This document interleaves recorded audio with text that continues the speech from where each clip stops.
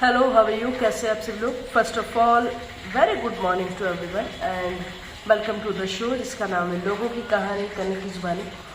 तो हाजिर हूँ एक नई कहानी लेकर, एक नया मनोबल लेकर, एक नई सीख लेकर। आज की कहानी जो है ना वो एक रियल स्टोरी है। सबसे पहले तो ये बता दूँ मैं कि ये एक रियल स्टोरी है, रियल बेस्ड कहानी है। ये कहानी एक ऐसी लड़की की है एक ऐसी महिला की है जिसकी 9 वर्ष में शादी हो जाती है और जिसे पढ़ने का बहुत शौक रहता है।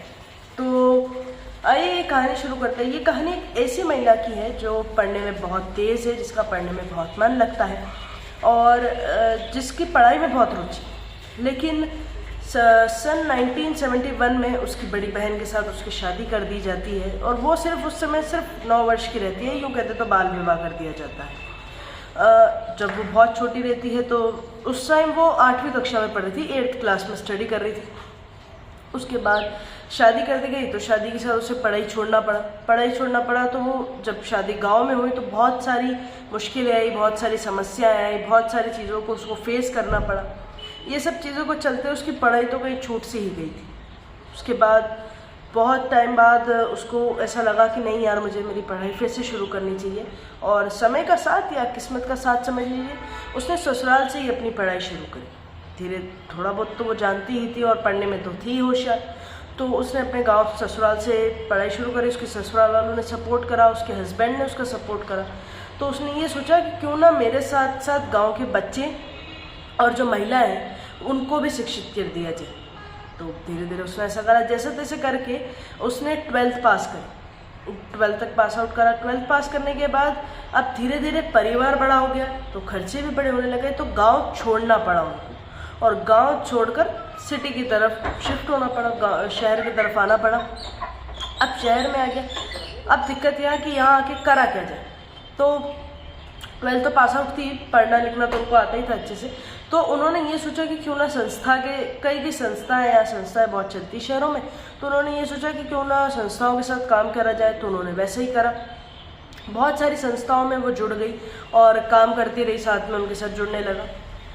पर दुख का पहाड़ और मुश्किलें और अंदर से टूट वो तब गई थी जब उनकी बड़ी बेटी की अचानक से मृत्यु हो गई, अचानक से देहांत हो गया उनका।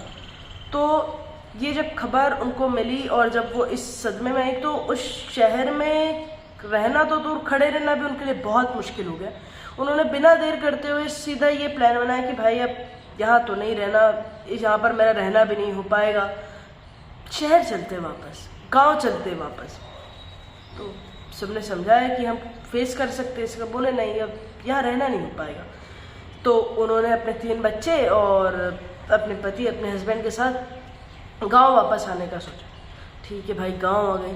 लेकिन अब गांव आने के बाद भी फिर वही दिक्कत आई जो शहर में आई थी कि आगे करा क्या जाए। फिर दिमाग में ख्याल आया कि क्यों ना एक स्कूल खोल दिया जाए, एक विद्यालय खोल दिया जाए, क्योंकि पढ़ाई की तरफ, शिक्षा की तरफ उनकी रुचि तो पहले से ही थी। तो सबने उनको बहुत सपोर्ट किया। तो साल 2012 में मैं अगर शायद रॉन्ग नहीं हूँ तो साधना पब्लिक स्कूल करके उन्होंने एक स्कूल खोला और सभी परिवार ने मिलकर उनको सपोर्ट करा और वो स्कूल खोला। और सिर्फ 5 साल के अंदर अंदर उनकी दूसरी ब्रांच भी खुल गई थी, सिर्फ 5 साल के अंदर अंदर। और अभी तकरीबन 350 से ज़्यादा बच्चे उनके स्कूल में पढ़ रहे हैं। और आज तक की अगर मैं टोटली बात करूँ तो 1000 से ज़्यादा बच्चे ऑलरेडी पढ़ चुके हैं। ये कहानी है प्रेमलता जी की। प्रेमलता जी ऐसी एक महिला है जिनका 9 वर्ष में विवाह हो गया था। विवाह होने के बाद इतनी सारी समस्याएं आई, लेकिन फिर भी उन्होंने शिक्षा के प्रति, पढ़ाई के प्रति अपनी रुचि कम नहीं करी और स्कूलें खोल दी। अब तो 2nd ब्रांच भी खुल चुकी है उनकी और अभी लगातार वो वहाँ पर बहुत सारे बच्चे पढ़ाई कर रहे हैं। कुछ शिक्षित हो चुके हैं, कुछ शिक्षित हो रहे हैं। देखा दोस्तों आपने, इसका सीधा प्रत्यक्ष प्रमाण तो यही है ना कि भाई शिक्षा कभी धोखा नहीं दी। बात शिक्षा की भी नहीं है। अगर आप किसी भी चीज़ में फोकस्ड रहते हैं, आपको पता है कि आपको क्या करना है और गोल टारगेट आपका फिक्स्ड है कि no I can do it and I will do it, मुझे करना है और मुझे ही करना है और यही करना है कि भाई 1000 ऑप्शन आ जाए, 2000 ऑप्शन आ जाए, मुझे कोई फ़र्क नहीं पड़ता, पर मुझे तो मेरा जो गोल है, मेरा वो टारगेट है, वही करते। क्या होता है कई मरतबा हम बहुत सा डिस्ट्रैक्ट हो जाते हैं। तो डिस्ट्रैक्ट ना होए और अपना गोल फिक्स रखें। आपको क्या करना है, what do you not do, ये आपको पता है।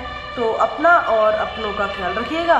तब तक के लिए बाय बाय, टेक केयर। और अब फिर मिलेंगे आपके अपने शो में जिसका नाम है लोगों की कहानी, कनक की जुबानी। और आप लोगों को लगे कि किसी सब्जेक्ट के ऊपर कहानी बननी चाहिए तो मुझे कमेंट करके बता दीजिएगा या मैसेज करके बता दीजिएगा, जैसा भी आपको कंफर्टेबल लगे। सो अपना और अपनों का दोनों का ख्याल रखिए। Bye bye, take care.